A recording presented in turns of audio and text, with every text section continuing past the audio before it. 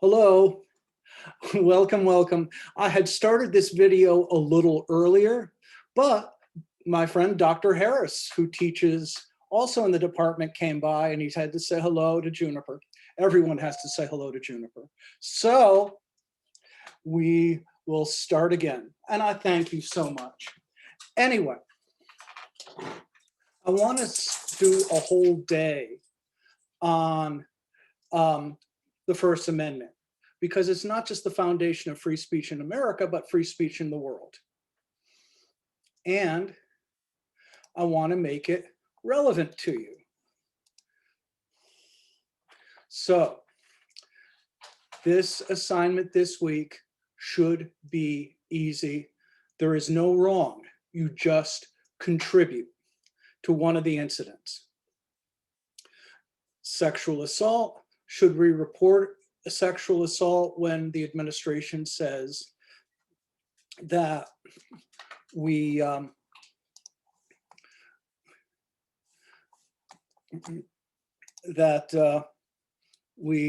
shouldn't because it hurts the reputation of the school? Then we had disparaging flyers from white supremacists during Black History Month. The school said we should keep them up. Interesting. Is that good or bad? Student government person was put chalk on the sidewalk for Donald Trump, and she was asked to leave the student government. We have Beloit College canceled a thing from a speaker who was one of the founders of Blackwater because they were afraid of him. Is that wrong? The dean of students at the University of Alabama said the American flag is racist and the police are part of a racist system. He had to resign. Was that right or wrong?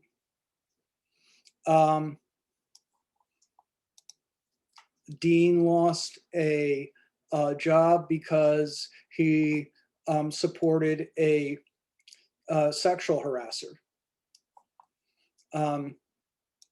Free speech zones. Students were told they couldn't give out the Constitution in a free speech zone. Is that a denial? Maryland played Duke and they had an F Duke t-shirt and the school said no. Is that wrong? So,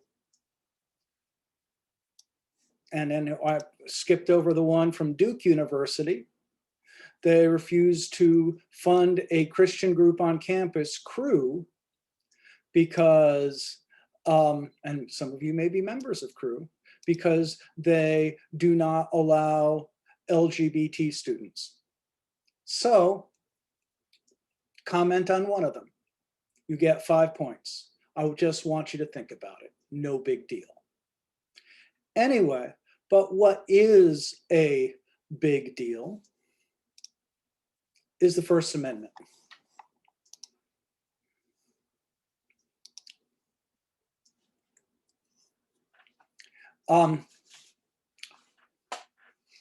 First Amendment says, Congress shall make no law respecting an establishment of religion.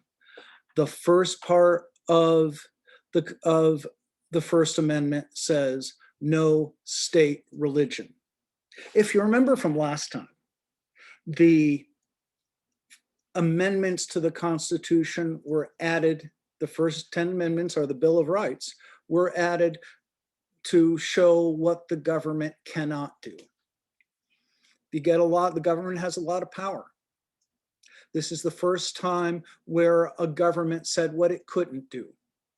I suppose you could say the Magna Carta in 1215 started that, but this is the most formal point of what government can't do.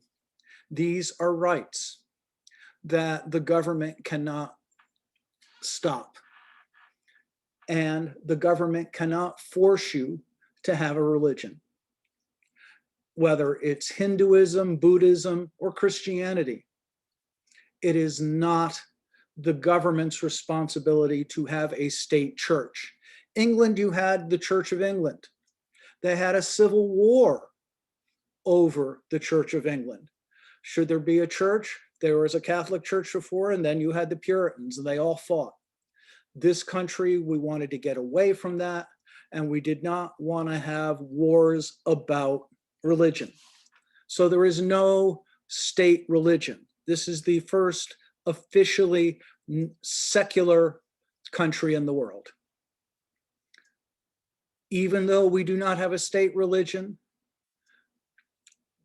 doesn't mean we can stop you from having your own religion. Again, Catholic, Protestant, Jewish, Buddhist, Muslim, that is your right. Or abridging freedom of speech. Abridging means you have a natural right of free speech. And abridging means, like an abridged dictionary means to shorten. We are not going to even shorten that right of free speech, which means you have a right to say what you want to say. You have a right to be wrong. You have a right to be stupid. You have a right to be hateful. So all of that is protected. What's hateful to one person is truth to somebody else, and the government's not going to decide. And that makes it hard, because the problem is when speech leads to action. We'll get to that in the law section of this course. Freedom of speech or of the press. Remember the origin of press? We are pressing that press onto paper. It's the one business mentioned in the Constitution, the press. The right to say what you need to say, to speak your truth to power, even if your truth is wrong. So free press, huge. Or the right of people to peaceably assemble, peaceably, not to be a rioter. And to petition for redress of grievances. You can say, I want to do better.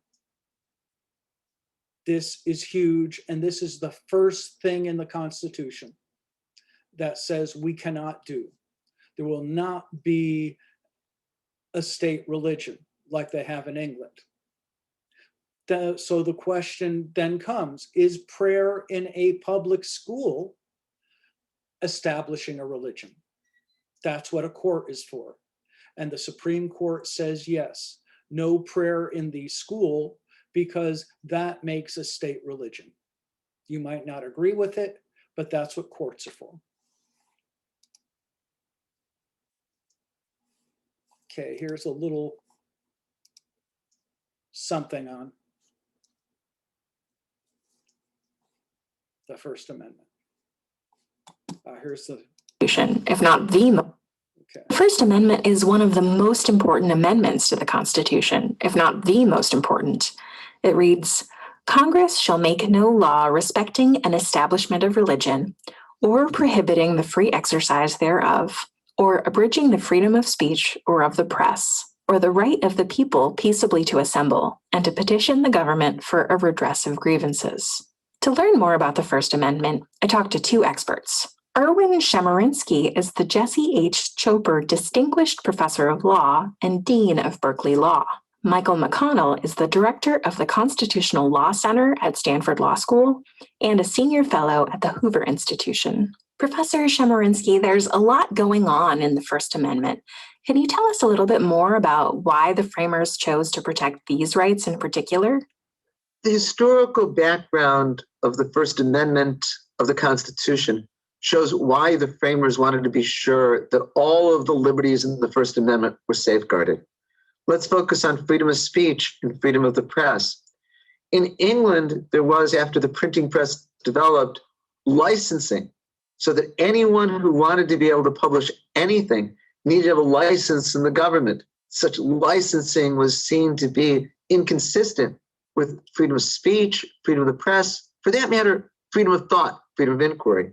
Interesting. Okay, so there are a lot of essential freedoms that are packed into this First Amendment, so much that it's almost amazing that we're going to attempt to talk about them all in one video. But if we dial into freedom of speech, Professor McConnell, what is freedom of speech? Does that encompass some things and not others?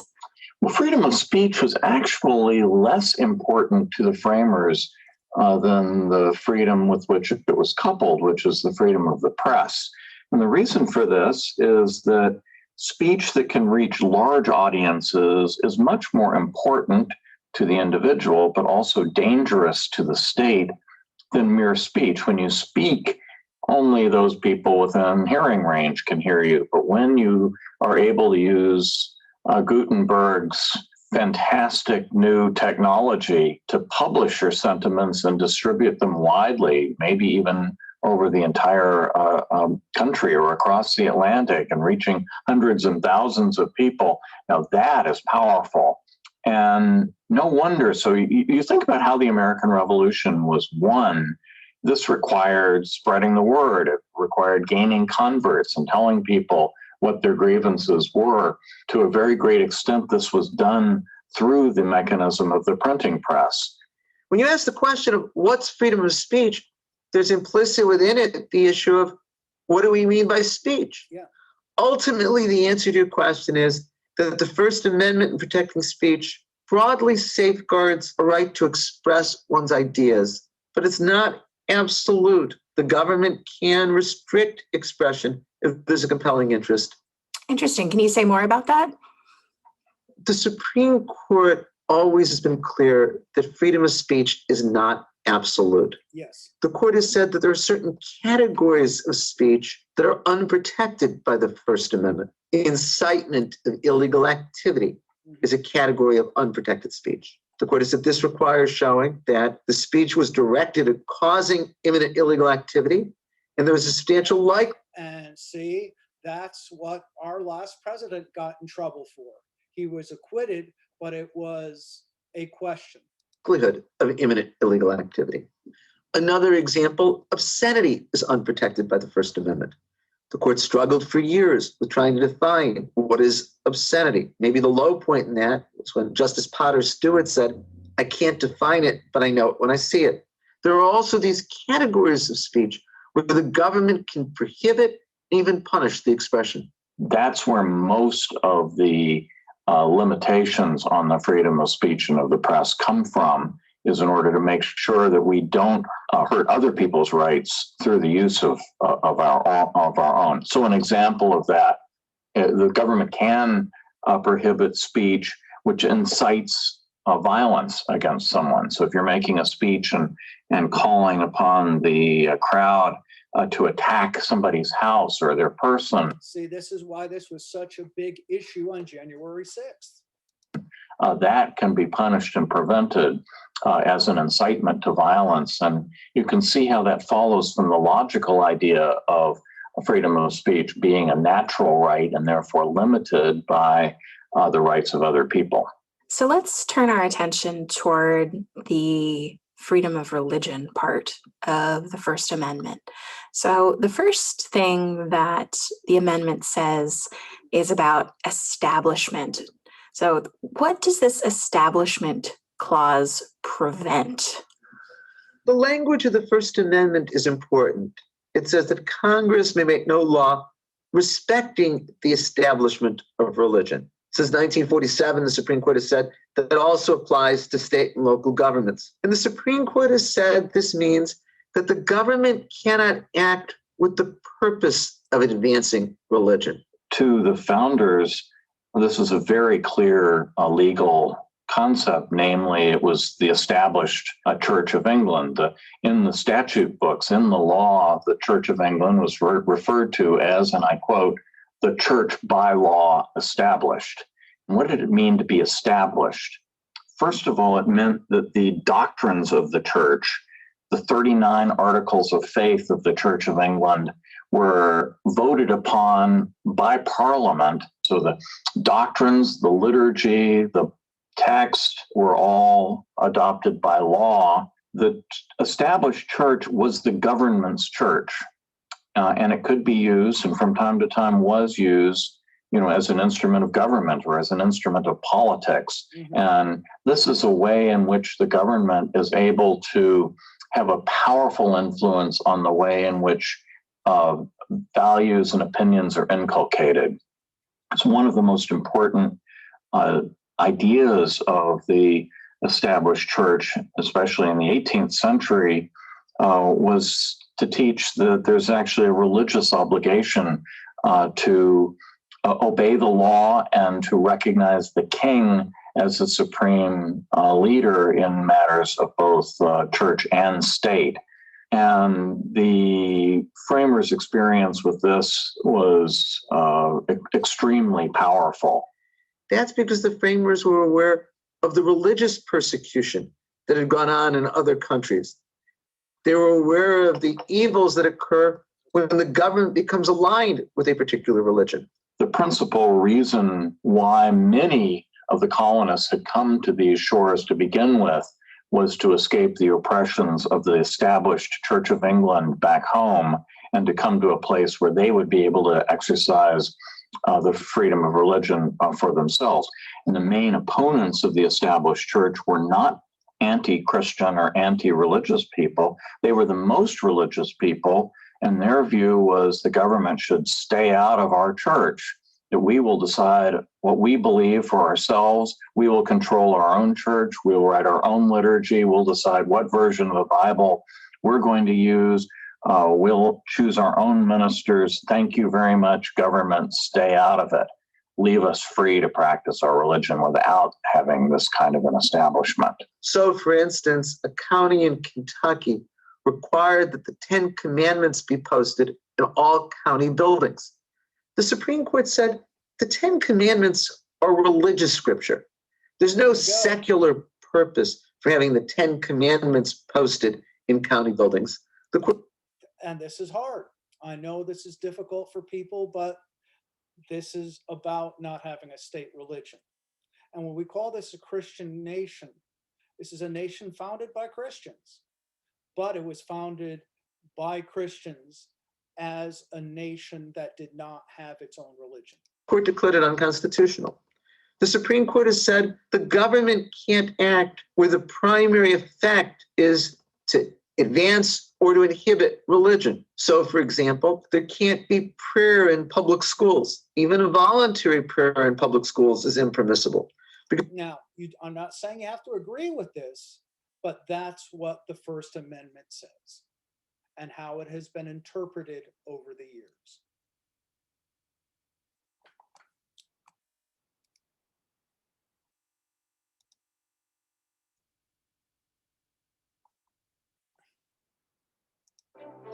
It's guaranteed in writing.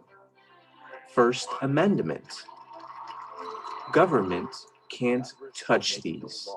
Religion, speech, press, assembly, and petition. Congress may not favor one religion over another. Limit the free exercise of religion.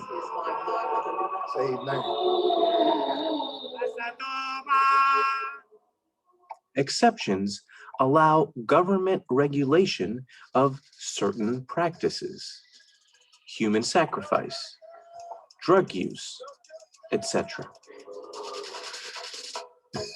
Congress may not curtail the freedom of speech, restrict freedom of the press.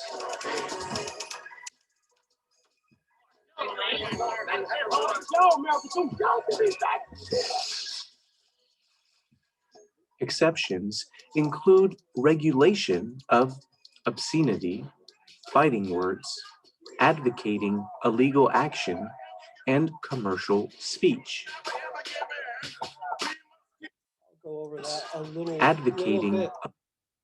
Certain forms of obscenity has to be really bad for government to limit it. Fighting words is where speech becomes action. Advocating illegal action, causing an insurrection. Commercial speech meaning you can't use your free speech to defraud people or rip them off. illegal action, and commercial speech. Congress may not prohibit peaceful assembly and petition of the government.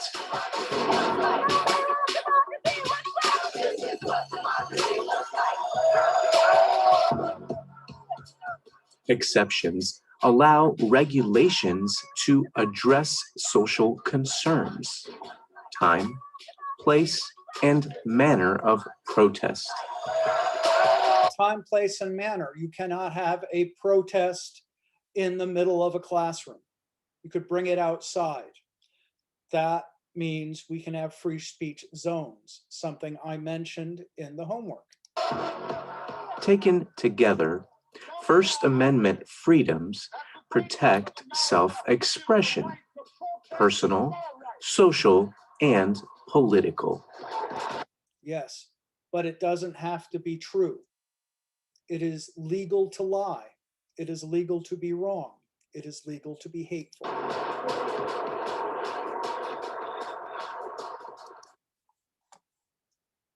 And that was a video, Voice of America, for people learning English. If they want to become citizens, they have to understand free speech in America.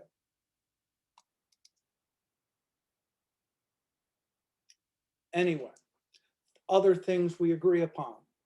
No prior restraint. See, a lot, when they look at the First Amendment, what we have scholars who we call original intent people.